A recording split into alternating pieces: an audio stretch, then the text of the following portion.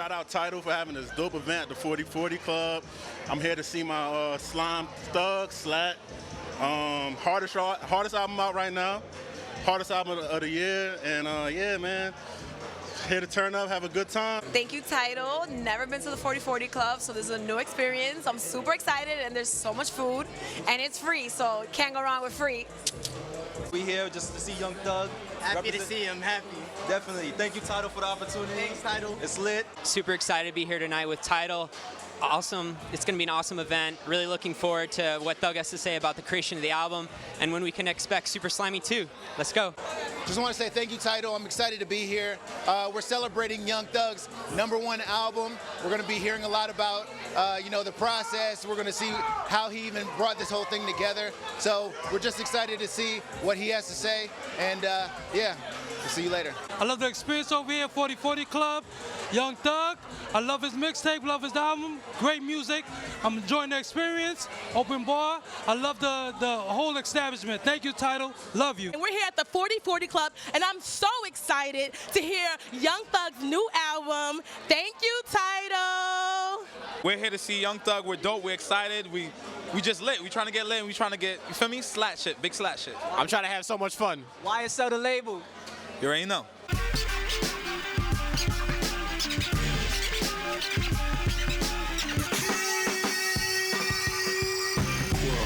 Welcome to Crown. I'm Elliott Wilson. Make some noise. This is a live interview series I've been doing for a minute, but this is special, man, because we switched it up. We're in a slap. We're in the Slap business. we're in a legendary 4040 Club tonight. Got a lot of things going on in the culture right now in this building. This building is moving crazy, but we're more so here for this man. He's been an innovator and influencer of our culture for, damn near what, how many years now? A decade solid? 10 decade. Yes, sir. And to me, a lot of ways, a culmination of all your hard work, finally able to say Young Thug, #1 album in the country. Right? Makes it so much fun. So first off, album. Welcome, Young Thug. Thank you, man. Thank you guys for Congrats on having us. everything. Yeah. I know you were saying you don't really trip off sales and that kind of numbers thing, but it's still just as an artist and all the work you put in and the journey, it has to feel good to be recognized on this level right now, right? Yes.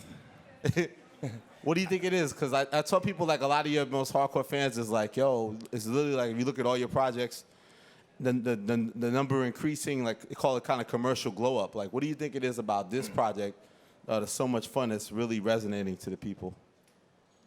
This album, I think, is more of a, I always, all my albums, any mixtape album I put out, I always made music for myself, on a very humble scale, I always made music for myself and what I liked. And me just owning a label and just having a company and, having to see things through everybody else's eyes, it's this the only thing that made the numbers count for me. I don't care for numbers, I always care for craft. I don't never care for numbers. I never paid attention to numbers. Yes, sir. You make some noise for that. So this time it just made me care about the number. What made me care about the number this time is just to show all the people that's upcoming, all the people that's not superstars yet. That's betraying the superstar dream to keep going and just let them know that there's hope, it's will, it's a way, it's faith. Keep faith and don't never give up, don't never stop. Yes, that's sir. the reason why I care about the number this time. Because I know you said you're so dedicated to the music, but is it interesting how in this music, you can reach certain levels, but in some ways there's no limit to it, right? You just keep leveling up at a certain level, right? The numbers level up every time. Right? Every time the numbers level up. Even I seen the numbers level down sometimes. I never even paid attention to my numbers. I never paid attention. I never knew what I made, how many albums I sold in 1 week. I never paid attention to it. If someone was to bet me, what do I know my numbers? I'd never win. Live off the first week and all that. Yeah, I never pay attention to that. Yeah. I never let that. You know what I'm saying? I don't let the success. I don't let the negativity. I don't let none of that get to my space, my head space. So how did you change you tweaked the album because originally it was gonna be Goldmouth God. Was that vision for that album different than what became So Much Fun? No, it was really the exact same vision. I just wanted people to look at me like how they used to look at me in Bar to Six, Slime Season. Yeah, okay. Talking about these classics, okay. I wanted people to look at me as in it was back in that time. I wanted people to give me that same look, but I didn't want to go to that image. I didn't want to go back to Get Goals. I didn't want to go blonde dress, white dress. I didn't want to do none of that. I wanted to keep the look in a that I modern got way, yeah. and make you understand and make you go back into time. So that I was just trying to find the most grievous, the most nastiest name. Did you feel like for a minute you was being like underrated a little bit of doubted? Because I love that On the Run EP you did with Elton John joint and a lot of different records. Like, and it didn't fire, but it didn't seem like it didn't resonate to the level of your stuff. Did you feel like with this album you had to kind of like, you know, get back to making sure all eyes are on you and this is what you do? Yes. This time I really focused on like what people like instead of myself. Like I always put music out for myself. This album I focused on what people like. I always knew what people wanted to hear. Like all those songs that I got on the album, all those them old songs, it'd be years. It'd be probably 2017, 2016 songs. It's probably like 5 songs on there that's like new songs, like the one with me and Doe, the Hot Me and Gunna. All the rest of the songs on there like a year, 2 years old, some of them 3 years old. I always had the music. I just always focused on myself, on my own craft. And this time I really just focused on fans. Like I want to put this music out for the fans. I want to get the fans what they like. I knew I knew exactly what the number was gonna be. I knew what it was gonna do. So sometimes you kind of pick more your personal favorites above what you may think the fans want. Sometimes. Yeah, because it ain't on no selfish scale though. It's on the I always wanted to bring my fans into my world. I wanted because I always been in everybody's world. I always wanted to bring my fans into my world. So by me wanting that, I always gave them what I liked. Yeah. If they liked it or not, it's like I want you to understand this what I like, this what I do. And this time I really just let that go and just like. Do you think the good thing about that is you've built like a real intense fan base? Like the people that mess with you, they really F with you, and it's a real thing. Like is that part of what you've been able to build? Is that in line with that? Yes. It came from me being me not caring about nothing, critics, you know, nothing. Just caring about what matters and just putting out music, never giving up, keeping faith, and always staying the same. I think all that just was, I think that's the reason why I got the most diehard fans more than anybody. Why do you think it's the time? Yeah, yes, sir. Make some noise for that. Slap. But it's also funny that you built this fan base, but you didn't play the game. Like, it's a rare chance to talk to Young Thug, especially back then. Like, I seen you been doing things. You did No Jumper. You did Big Boy. I'm honored that you're here tonight. Like, what is it about, like, you feeling like it's really time to maybe open up a little bit more and talk to the fans in these platforms and formats? I always wanted to keep some type of spice. I always wanted the people to at least think that I'm crazy. I don't want people to know that. I don't want people to know my real, you know what I'm saying? I don't want people to know the real me, the brain cells inside of it. Yeah. Even though you hear it through the music, it's like I still don't want you to understand that. I want you to think that I'm just crazy and rock star. So that's why I didn't do a lot of interviews. And then, you know, some interviewers, you know, people like Big Boy, you, No Jumper. Man, it's only a handful, maybe like 4 or 5 that's going to be genuine and be respectful and not ask you about, you know what I'm saying, open cases and that type of shit. No old cases questions, I promise. How much did you benefit, do you think, from like having the you know, more traditional what gets the record labels happy, like a huge first single, like that London record? You know, you must have knew when you and Cole and Travis cooked that up, like that got potential to be like that monster, like that big type of single. So how much do you think you benefited from like building like a big lead single, you know, to get us into the album? Me just knowing numbers and knowing how this game go, it benefited a lot. I feel like I still would have went #1 if I didn't put the single out. I feel like I still would have went #1 because I just created this anticipation for life. Yeah. So I think it still would have did it, but this just the single just took it overboard. Like it's just like out of the water. Like but not even close. What did you think of Cole's verse in that? Because you know he got a lot of guest verses out there, but his one of your joint I think is like his best guest verse out there. I don't know, but I think that's one of J. Cole's best verses ever. Yeah. In the fact that we was in the studio, shout out J. Cole. J. Cole. Everybody on the album too, but I feel like this one of the best ones because he a writer. Yeah. He tough with that pen. Yeah. I didn't see him write that. He was trying to keep up with me in the studio because I freestyle songs, so he was trying to keep up with me. I didn't see him grab a pen or a pad for that. So I'm like, well, that's one of the best verses because I seen him just think his mind away, go in the booth, think this shit out bar for bar. So you think as artists, you guys challenge each other a lot, and that's probably what brought you guys like a closer connection? Yeah, because J. Cole a person that sees through even like music that don't got no meaning, even in just like club music, fun music. He see through it. He always seen through me and seen like, but he know I can just go there if I really want to go there, I can go there. So I think that's, of course, that boosted up. Like he know like, man, Thug can go there, and by Thug getting on the song with me, he gonna go there. So it's gonna make him go there. Was there the other way? Was there anything he did or advice to you that inspired you, or maybe made you look at your situation maybe a little different? Yeah, you know, just the life talks and the way he treat his kid and the woman, the way he treat his camp, the way we go on tour. He opened up on his own tour.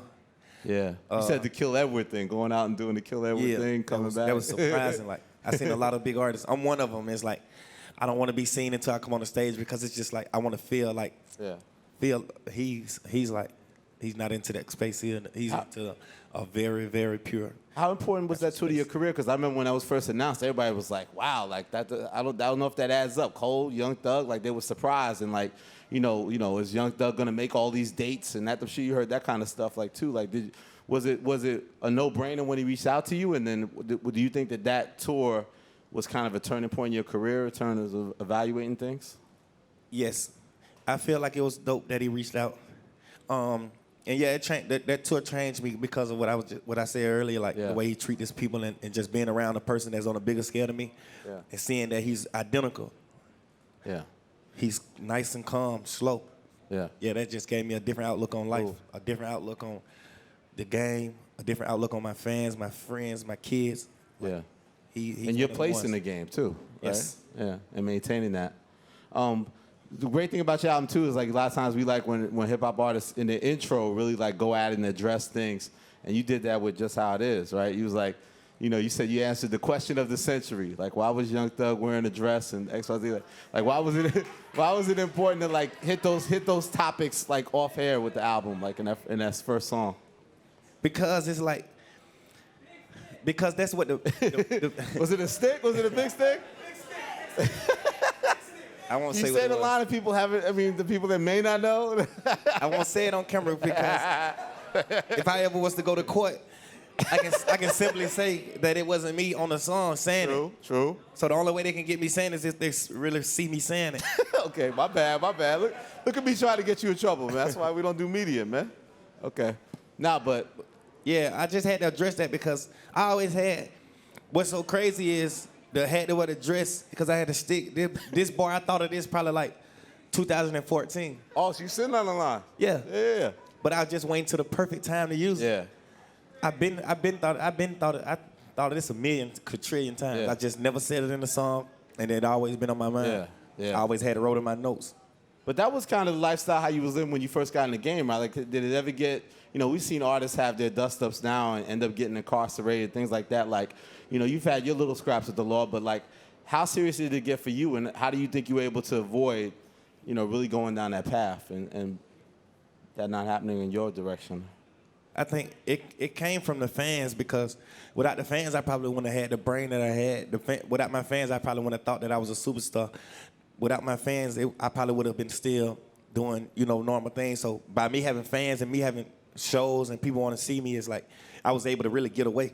I feel like that's the only way I really escaped it because I was really able to get away.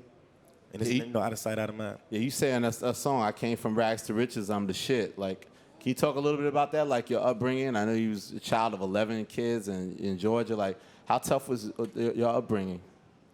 Man, you know, it was tough. My mom had 11 kids out of her womb, you know, so it's like we stayed in the project, so it's an apartment. So, you know, the most rooms in an apartment is 5 rooms. It's never going to be over 5 rooms in an apartment, so I'm pretty sure everybody in here can just picture it off top. Yeah, a lot of sharing beds kids, and all that, right? And she adopted 2 of my cousins, so 2 of my cousins stayed with us also. We was probably like 18 people in a 5-bedroom apartment. Yeah. And your dream was football, right? You were saying? Yes. I wanted to play football. I always wanted to be like Vic. Oh, Michael Vick? My football was My dream was football. Yeah. I think I started gambling. I had a gambling problem. Yeah. I seen you touch on that. I think I literally dropped out of school because of gambling. Like, I just missed so many days. I might be in the gambling house all night. So I missed so many days in school to the point where I'm like, man, I didn't ever get a chance to go back and finish. And then your father gambled too, right? Did it come down from passed down to him? Blame They him. said Lil Jeff likes to gamble a little Blame something, him. right? Blame him. He Like deserved it. like what kind of gambling? Like any kind of like poker? Like dice, anything. cards, Dice. whatever. So CeeLo. Young Thug's dice game is strong out here. Yes, of course. I ain't do too much losing. Yeah. But I mean, I think I read up on you. There was some terrible consequences. I think your brother passed away through something related to gambling. Yes. Yeah. My other brother was gambling. My mom called. My brother was gambling at his friend's house on the porch.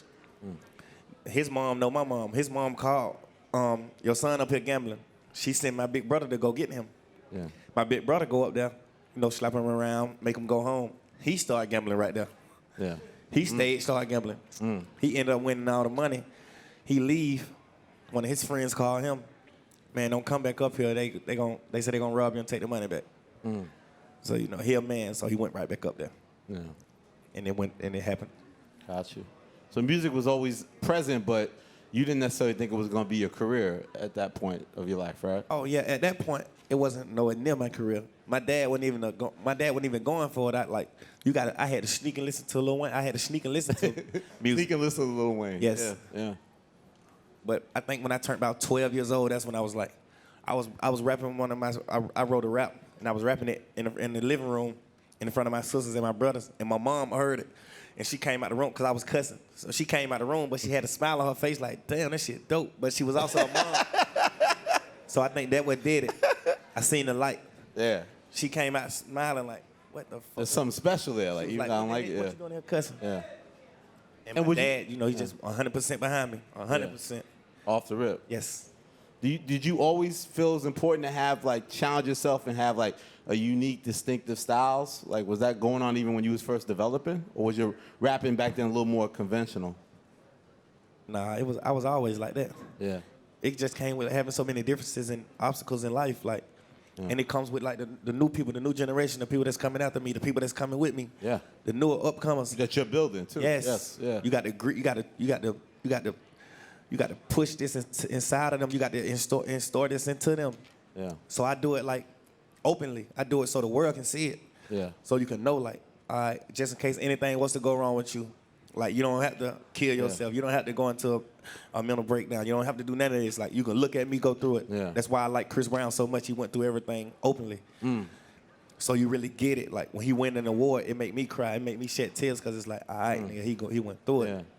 And you break that down, too. Like, you went through a lot of adversity because when you started realizing hip-hop was your dream and you wanted to be an artist, I think you were saying, like, you was really looking to get that, like, OG cosign or somebody to believe in you, someone to get behind you. And, like, that could be frustrating. I'm sure artists even today go through that when they're trying to be heard and they don't feel like enough people are paying attention. Like, how did you deal with that? I dealt with that by getting my own label. Now everybody who I ever come across, I try my best to sign them, show them a way, be behind them, be a big homie. Yep. Be a big homie. I never had a big homie. I always wanted a big homie. Yeah. Always, my whole life. I literally cried before. I used to look at Birdman be with Lil Wayne when I was young and cry like, fuck, I want a big homie. Because my dad, like, too much of a big homie. He like, you going to go to school, do your work, do this, do that, come home, be a kid to your mom and dad, go to school the next day, do this all till you graduate, and you be grown. Yeah. But I didn't want that. I wanted a certain type of big homie. So by me, the way I dealt with that is growing up becoming a real big homie. I'm a big homie to a lot of people. Yeah. I'm a big homie to a lot of people in here. Facts. Yes, sir. Facts. How did it change when, like, all of a sudden Stoner, Danny Glover, Two Bitches takes off? Like, how did your life start to change? Did you feel like, damn, I'm finally, like, about to really get my shot out here? I always wanted to be a superstar. I always knew I was going to be a superstar. So I think when it started happening, I really didn't pay too much mind to it. Yeah. Like, when my song first blew up, shout out to my brother Southside. Me and him had problems with each other. He put the song out. I'm like, no, don't put the song out. Which one's this? Two Bitches. Oh, Danny Glover. He put the song got leaked. Okay. He put the song out on his mixtape. Oh, he just let it go. Okay. He like, yo, we ain't holding this, cause he know I hold music. He knew what it was. Okay. He put this shit out like, man, whatever come with this, whatever come with it. Me and this nigga done got into it. Ooh, wow. Yeah, this my brother though. Yeah, of course. But it ended up working. It ended up being bigger than Stoner. at one point. Did that hit before Stoner or around the same time? Stoner was first. It ended up just becoming, it just went bigger than Stoner.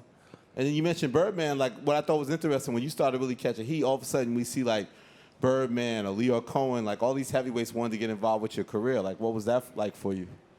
It was a great feeling because I always knew it. I always had a picture in my mind that I was gonna be doing these interviews. I always had a picture in my mind that I was gonna be with Birdman. I was gonna be with Jay-Z. I always had a picture in my mind. Anytime I see Jay-Z, I can see myself. It's kind of like a deja vu. But it feels crazy because it really happened. You're like, oh, nigga, I knew it was gonna happen, but it really happened. Really, it's like, oh shit, it really happened. That's good. That's a feeling. And those were dope at the time, I guess. But then you just kind of grow apart a little bit, or you just grow into your own self as an artist. Like, nah, we never grow apart. Like, I can never be departed. I can never depart from Birdman. I can never depart from Jay-Z. Like, they done gave me game. Some of this game I'm kicking to my people. I got this game from Jay-Z. I got this game from Birdman. If it sounded like it was right, it was smart enough. It's like, okay, I can teach somebody that. You know what I'm saying? I always seek for information. Let's talk about that. Why I said we keep mentioning that. That's your label. If people aren't clear, Young Stoner Life Records. And we obviously, you know, if anybody was not really recognizing it, Gunna's success is definitely cracked open that door that everyone's looking like. Yes, you know, shout out to Gunna. He here too. Shout out to Gunna. Yeah. Self. Facts. Yes. Oh, Gunna. Wait, yeah. Gunna's here? Gunna's here? Gunna, come out here, man. Gunna, come out here, man. What Duke is? Facts. What my nigga, what Duke? Yo, I like Gunna, man. I hung out with Gunna. I don't even hang out with rappers, and I hung out with Gunna. Yeah, y'all was riding around in the car. I got my other artist right here, my brother Duke. Yeah, gang for life. Elliott. So real quick, man. So I heard with Big Boy. Yeah. I heard with Big Boy his version of how you guys got together, and like, you know, it's like real life ties and like real people, real individuals in your circle. Like talk a little bit about how you and Thug got together officially. Man, it was like one day I was in the hood on the south side. My big homie Troop, God bless the dead. He been knew Thug. They used to gamble all the time. Like, we just knew them just from hanging together. One day he called me and Nietzsche, my brother. He called me and Nietzsche. He like, hey, Slime down here shooting a video. He in our neighborhood. He 2 minutes away from us. Yeah. So he like, man, pull down here, make sure he good, everything good. You know what I'm saying? So he in a Crip neighborhood. You know what I'm saying? He a big giant beat. You know what I'm saying? The world know it. So it's like, but Troop is the big homie of that. So it's like, they always made it cool. Like, it didn't matter like what you came from or what color it was. It's love.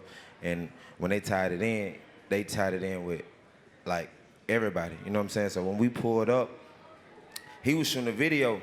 We didn't even know he was shooting a video. He was shooting with that. This my first day meeting him. He shot with that video. Oh yeah. Yeah. Oh, okay. If you go to the video right now, you'll see me. I'm in the cameo in the back. Yeah. And I'm in the back just chilling.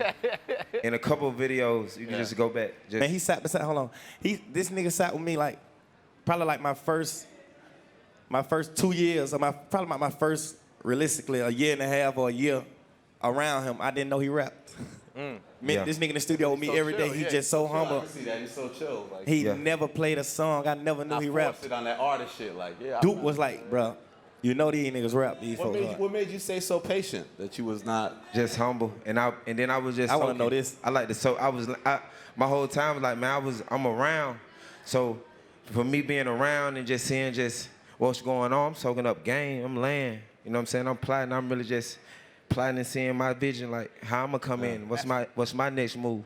Yeah. And I made my next move my best move. You know what I'm saying? And we locked it in. And everybody loves when you guys make records. It just seems like the chemistry, or whether it's Three-Headed Snake or any of these records. Like, so once you guys finally get it in, why do you think the chemistry was it always out the gate like so strong with you guys?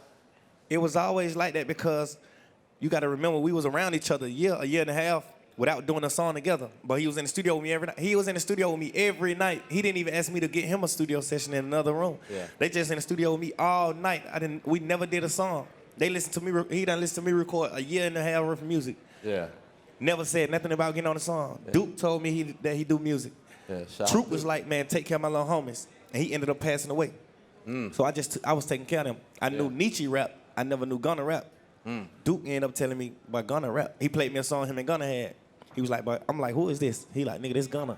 I'm like, nigga, No cap. you rap? He like, yeah. So when Gunna stepped out and started putting out the mixtapes and everything, like when did you first feel like, damn, my young nigga is like in a great position, like he about to go, like he's in a good spot? When he just learned so much from being around me. One time in LA, an incident happened. So I said, okay, y'all can't be around me till y'all get y'all mind right. He didn't call my phone one time. Next time I seen this nigga, they was like, hey, Gunna is up next. I've been paying attention to him the whole time. He was already signed with me. They like, Gunna, I'm teaching him a lesson. Oh my God. I respect him so much because he believed in himself. Yeah. He never called my phone. He never did anything. Like you could tell that what the situation we had going on, you could tell that they sorry. Like we gonna always tell each other sorry. Anything happen, I always tell him sorry if something go wrong, if I do something wrong. But he was a man like, man, I'm a go get it. He had this in his mind, like I can look at his videos from back then and see the hunger in him that I never seen because we was just so locked in as brothers. I never really seen hunger in him until we was away from each other. I looked at him. So he kind of had to do it on his own in that Yes. sense, right? He was hungry. By the He way, was hungry. I thank you for that too. I never thank him for that. That's Yes, tough. sir. It's Yes, sir. tough. It was tough love, but it made me go get it. You know what I'm saying? Because, you know, you'll get around and you'll be around just a superstar who already made it, and you'll just get laxed up and just get comfortable and just, you know what I'm saying, just feel like, because especially if you got around somebody with a pure heart who open, who just gonna, you know what I'm saying, tell you, come on, let's ride, which is cool, but everybody still got to have their own, you know, to grow, to make a whole family grow, and we build a foundation, because that's you know, it's the next generation coming, so that's what we planning to do. So one last question for Gunna. This hot record, man, I heard was your record at first. And then it became a Young Thug record. Like, how does that happen? We good with that though? We okay? Of course, still my record. It's our record. You know what? But this is what I learned, and I'm gonna leave. What I learned, one thing, just being around him, like, it's no longer his. It's ours. You know what I'm saying? So. YSL. It's our song. He already had Free-Headed Snake. He wanted Free-Headed Snake, and you got to have that one, right? Yeah. So, okay, see? We did Three-Headed Snake first. Okay. He like, man, I'm using Three-Headed Snake. I'm like, how you gonna use my song? Nigga, I'm finna get ready to put my album out. How you gonna use my song? He like, bro, I need this song for my album. I give him the song, and we ended up making it. And Lil Duke, real quick, how many joints are you on that new album? You on a couple joints on that album? Let them know, real quick. Two songs on there. Yeah, which one? Tell them the joints for people that don't know. Cartier Gucci scarf, and I bought her. Yeah. And you say Duke got that chemistry too. Like it's funny because like a lot of guys can sign artists and know artists are popping, but it doesn't mean that they necessarily can work well with them and be laying these tracks down. But it seems like the artists that you sign and gravitate towards are actually artists that you could collaborate well with. What do you think that is? I don't think it's the artist. Like I ain't meet Duke off of signing him. Duke was around me before I was rapping. Me and Duke, me and him from the same hood. So we been around each other before one of us was rapping. I always was rapping like 12, 13 years. I was rapping, I was like 8, 9 years old. When I started taking it serious, I was probably like 12 or 13. Yeah. I already knew him. We was already hanging with each other every day before then. We been hanging before. Yeah. We from the same hood. How important is that, like, to really know the person and know their character? It's very important because that's what create the chemistry. It's nothing about a beat or a lyric or nothing like that. The chemistry comes from being around, knowing, understanding. Yeah. Now I know exactly what type of words to use on a song with you. He know exactly what type of words to use on a song with me. It's like chemistry comes from relationships. That's what chemistry come from. Absolutely. Thank you, Lil Duke. Thank you, sir. YSL. Slap. Thank you, my brother. And we also got to mention I don't think he's here, Lil Keed, right? My son. Talk about Lil Keed. You call him your son. Why you call him your son, and like what's so special about that young man? Because when I had my first son, me and my baby mom was together. I'm like, man, we just hated each other. My mom loved my son so much. I seen a different type of love from my mom and my first son. Yeah. And then I seen a different type of love from my mom and Key. My mom turned me on him. My mom called me like, yo, it's a kid named Key. You need to get him. Oh, your mom did? Okay. Yes. He was already hanging with he young. He was already hanging with my nephews. He was hanging with my nephews every day, but my nephew never said nothing to me about it. Because, he just don't like to bother me with anything. Yeah. And he's so young, I don't even try to understand him. He's so young, I'm like, nigga, you better, take your go to school. You can't talk to me about no who rapping and who popping and, you know what I'm saying? I'm looking, you my nephew, I really raised him. Yeah. He a kid. So I'm like, you can't even talk to me like that. But clearly Mama knows best, because I know Mom also made you get on that Havana record, which is like, what is it, 7 million? The Havana record? I think it's down. Now, why was you fronting on that record, Thug? Like, I think I saw you talk about it, but I still don't really understand. Like, did you not think it was gonna be that massive thing? Or yes, I knew it was gonna be a big song. Yeah. I ain't know it was gonna be a diamond song. I knew it was gonna be a big song. Yeah. But I wasn't focused on that. I was focused on getting certain things in order. I was focused on my kids a lot then, because I had been away for a year and a half or 2 years working, touring. So I was really focused on my kids. 6 kids too. Right? Yeah, it was in my Gmail for probably like 6 or 7 months, probably like 8 months. But it was because I was with my kids. Yeah, yeah. So when I finally started back just like locking in, and my mom called me like, yo, hey, goddamn, these folks finna have to send the money back, or you finna do the song. I'm like, I've been sent the money back. They been had the money back. Okay. I'm like, I've been sent the money back. She like, all right. So probably like another week go past. She called me like, son, can you just do the song for me, please? Yeah. I'm like, man, they already sent the money back. She like, man, they gonna resend the money. Please just do the song, please. Yeah. I'm like, man, I got you. She like, all right. It's my mom. I ain't gonna lie to her. Yeah. So I ended up going to the studio and doing, not saying I ain't want to do it. I wanted to do it. Of course. But I was just so focused on other things. I wasn't even gonna be able to focus on like making a song about Havana. And when did you realize it was just out of here? Like, this song was getting so big, like it was crazy. When I did it, the song was already out. So when I did it and they put my version out, I seen how it started going. I'm like, oh, this gonna be one of the ones. Yeah. Not saying because of me, but because of me. It's gonna be one of the ones. It needed hip hop. It needed me. It needed me. Yeah, it needed Young Thug. Havana, right? Who else? You know who also needs you? I don't think I've heard you talk about it. Was Childish Gambino. That This Is America song. He had a lot of other rappers ad-lib, but you get writing credit on the song. You have more of a prominent role on the song. Like, can you talk about what your involvement was in that song? I think it was. She said it was the best part. Best part of the song? Facts. This Is America. I knew it was gonna be a big song. It's Childish Gambino, and he from Atlanta. I already know Atlanta run the world. Yeah. Right now, anyway, we run the world. Yeah. Facts. Yeah. Facts. Yeah. But you get writing credit, so did you guys like sit there and craft it together? He came to the studio a few times. We chipped in the studio maybe like 4 or 5 times before we even did it. He was like, man, I got this record for you. It's called This Is America. I want you to put something on it. If you want to put a verse, I'm like, I'm putting a verse. I ain't just doing no ad-libs. I'm putting a verse. He like, man, I'm like, man, we'll put it at the end. But I'm putting a verse on this song. Yeah. If I'm not getting on it. Yeah. So he agreed to do doing the ad-libs like everybody else. He wasn't doing I'm like, I got to do a little more. I'm Thug. I got to do a little more.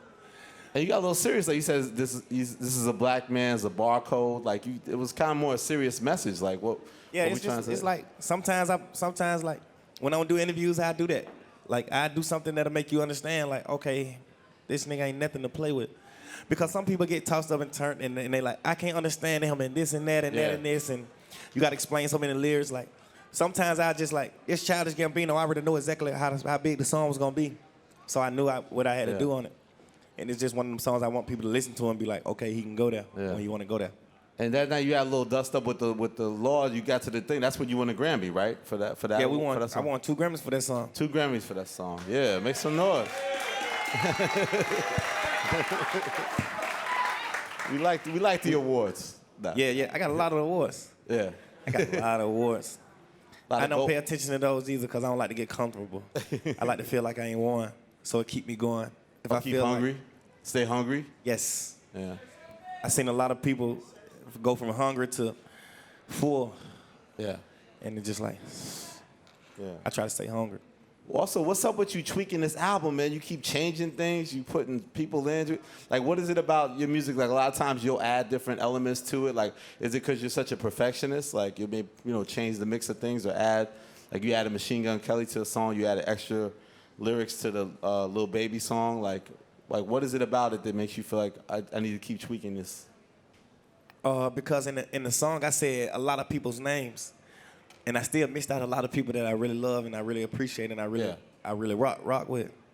And then you know, it's just music. So as I'm hearing it, every time I play the song to myself, I say it in my head. Every time I play the song, I say the extra part what I added. So I was like, man, let me just go ahead and add it because I keep saying it. Every time I listen to the song, I say that part, even though it's not on the song. So I went on and added it to the song. And then, you know, sometimes I listen to songs and sometimes my head, you know, my head just go anywhere and it's just like, man, stop it. Take it down. I want to redo something. Take it down, put up. You must drive, the guy Alex, your engineer, you must drive him crazy, right? Oh, my God. He probably getting drunk right now. He got to get drunk. He like, yo, he's just coming in all day. We just sit in the studio because I mix and master with him. Yeah. I do it with him. So you in there on the boards with him on the whole? Yes. Okay. I do everything. Yeah. So it's going to sound perfect. Yeah.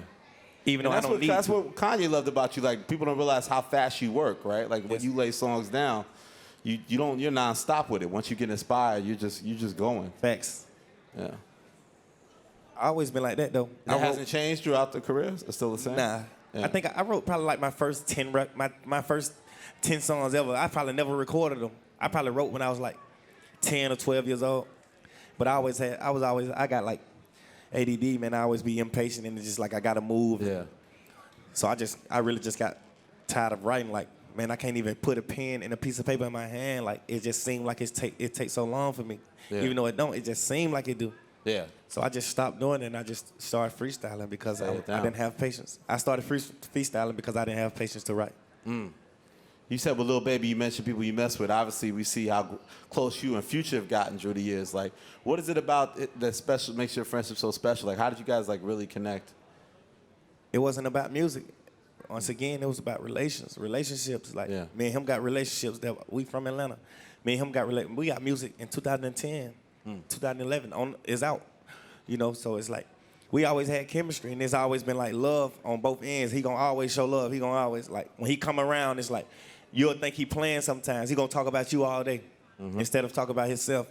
Yeah. He just one of those type of guys. Like, I seen the other day, he just number one, yeah, number one. I'm like, nigga, it's all right. But he just like so joyful and he really a he person probably wants to see you become even bigger, right? Because he know who I am. He know how I am. He know how my heart is. He know what pure is to me. He know what all this is. So if he don't see it going how I want it to go or how he wanted to go, it irritates him too. So by him just saying the number one, it's just like, nigga, the validation, You got to lose because if I would have just came right in the game and won number one, it wouldn't have been the feeling. Like, I appreciate losing. I appreciate selling 30,000 copies. I appreciate selling 10,000 copies, 17,000 copies as a superstar.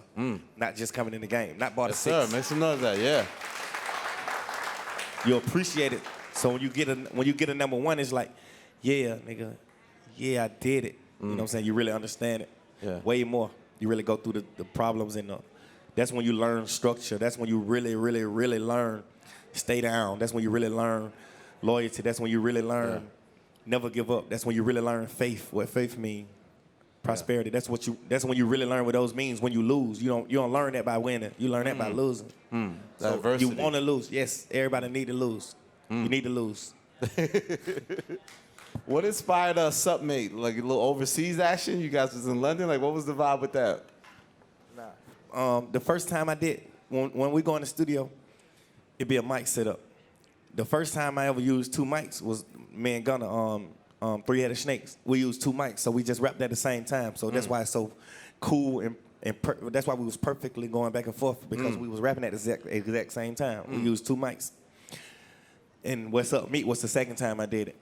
I did it with Gunna, and then What's Up Meet, I told Pluto, like, man, me and Gunna did this Three-Headed Snake. We just playing the beat first. It's like, what the fuck? And it's like, man, hook the other mic up. And we just did it with two mics the same way we did Three-Headed Snakes. And that's how it came out. Like, that shit was like 20 minutes. Yeah. We rapped on the beat for 20 minutes. The engineer just copy and pasting the beat. We rapped for 20 minutes. The first take was 20 minutes. Yeah. We just got all the pieces that we liked and just like. Take the best parts. Yes. How did you guys put that Super Slimy project you guys together? What was the process like for you guys? Yeah, Future. Super Slimy. That's that wave. I think Super Slimy is so overrated. Like people are now. You said underrated? Yes. Yeah. It's underrated. I say overrated, right? My fault. Yeah. That's all good. Underrated. She was like, yo. We knew what you meant, though. We knew what you meant. Super Slime was so underrated, but I think it's now coming to the light. Like, now you can listen to that album and be like, what the? You can listen to that album and ride all the way through now. Yeah. Facts. No cap. Never killed before, never heard before. Your solo one and that was dope on that. Was never heard before, never killed before, never killed before. Killed before, yeah. Yeah, your joint, yeah. Like that song? Sick. Thank you. Yeah. And then there's rumors of Super Slimy 2 with everybody. Probably about Future, Gunna, and Baby. Everybody, the four of us. Me, Gucci, me, Future, Gunna, Lil Baby. We got songs on there with Duke. We got songs on there with Key. We got songs on there with Carly, my girl. We got songs on. We got songs with my sisters. We got songs with everybody family. It's gonna be anybody can get on a Young Thug record sometime. If the vibe is right, you open Facts. it. Yeah. I like to put people on. I like for people to like I just like when everybody feel like I want everybody to feel my joy. Like I want everybody to I feel like everybody wanted number one. So I try to be like that. Like I want everybody to be like, yeah, nigga, we did it. I just want everybody to have that same feeling. I put people on so they can put people on. I don't put them on for them to get money. I don't put you on to make you a millionaire. I put you on so you can put somebody else on. Nigga, you got to show somebody. You got to teach what's taught. Show somebody else how to do it. A joy. I put Gunna on so Gunna can take care of his. Gunna see me buy my mama a car in the house for her birthday. He crying. This shit got tears in his eyes. The whole time I'm thinking like, man, how the fuck can I make this nigga a superstar faster? I want him to do this for his mama next year. Yeah. We did it. I didn't do it for him to get millions. I did it for him to seek the energy that I put into him and put this shit into somebody else. Put it into Nietzsche. Put it into your artist. He got his own labels. He got his own thing going on. Put it into your producers, and that's why we do it.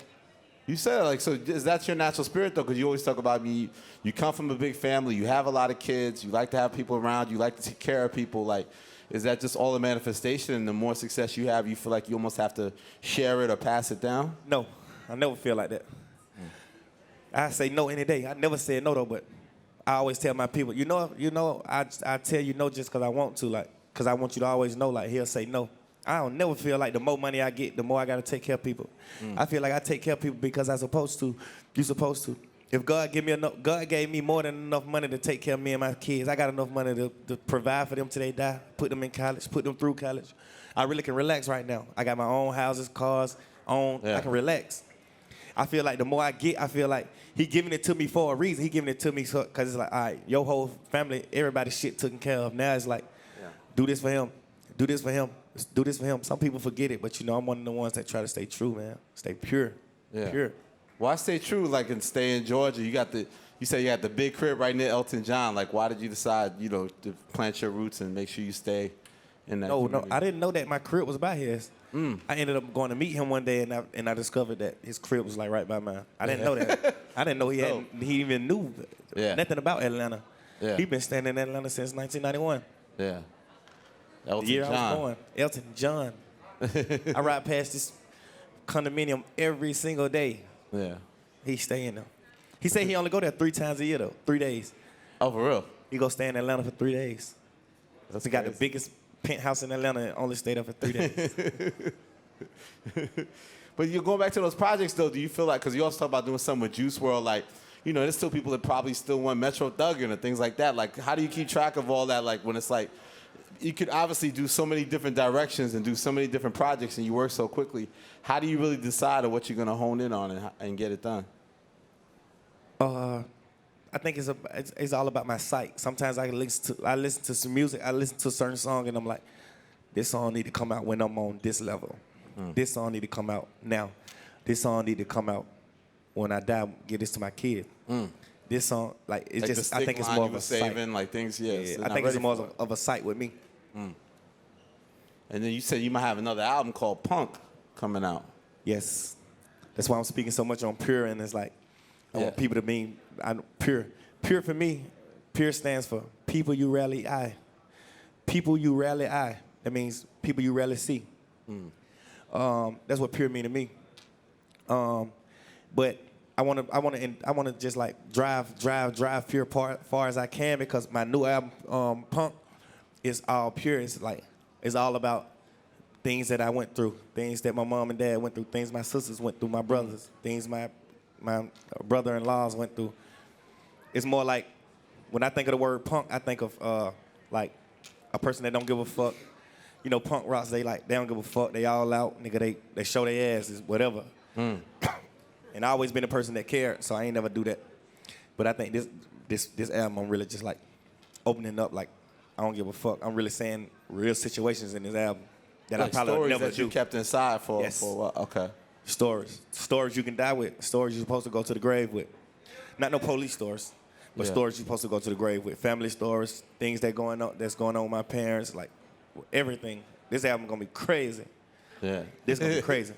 Why do you think you're at that place? And I guess even with opening up and talking more in interviews and stuff, do you feel like you're just in this place where you have a lot that you still want to share and get out? It's all a plan. It's all thought of. Put this album out, go #1, do what I'm supposed to do, speak on pure, speak on pure, speak on pure, speak on pure, speak on pure, speak on spirit. Drop Punk. Kill the world. Kill the world. So that defines you, that pureness that you keep speaking of. And then I guess honesty and growth, right? Yes. All that follow up on the pure. Yeah. Is it hard in this business because you don't see so much pure? Like, yes. You see a lot of, yes. You know, it's a lack of purity. Yes. A lot of y'all rappers, hey, yo, this live, right? It's live. A lot of y'all rapper niggas get that shit right, man. Get it together. Everybody had a mom and a dad in the family. I know for a fact everybody came from something. Don't let this change you.